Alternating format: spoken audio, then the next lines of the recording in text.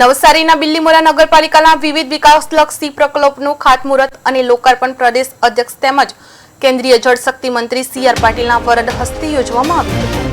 આ કાર્યક્રમમાં બિલ્લીમોરા નગરપાલિકાના પ્રમુખ મનીષ પટેલે સ્વાગત પ્રવચન કર્યું હતું.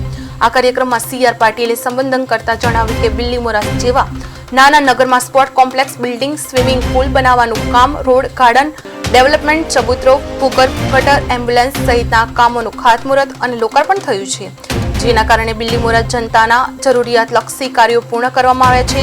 આ સમયસર કામ ખૂબ જ સારી ગુણવત્તા સાથે પૂર્ણ કરવા બદલ અધિકારીઓ તેમજ કર્મચારીઓનો આભાર માન્યો હતો. બિલ્લીમોરામાં ઇન્ટરનેશનલ સ્વિમિંગ પુલ બનાવવામાં આવ્યો છે, જેથી સ્વિમિંગ સ્પર્ધામાં ભાગ લેવા માટે સ્પર્ધકો માટે મદદગાર નીવડશે. આ સ્વિમિંગ પુલમાં વધુ સુવિધા મળે તે માટે મારી ગ્રાન્ટમાંથી 25 લાખ રૂપિયા ફાળવું છું. ગામોમાં વિકાસના કાર્યો થવાને કારણે ગામો તૂટતા બચે છે. પાટીલે રેઇન વોટર હાર્વેસ્ટિંગ મુદ્દે જણાવ્યું કે વડાપ્રધાન નરેન્દ્ર મોદીએ આપણને વરસાદી પાણી સંગ્રહ થાય તે માટે પ્રેરણા આપી છે.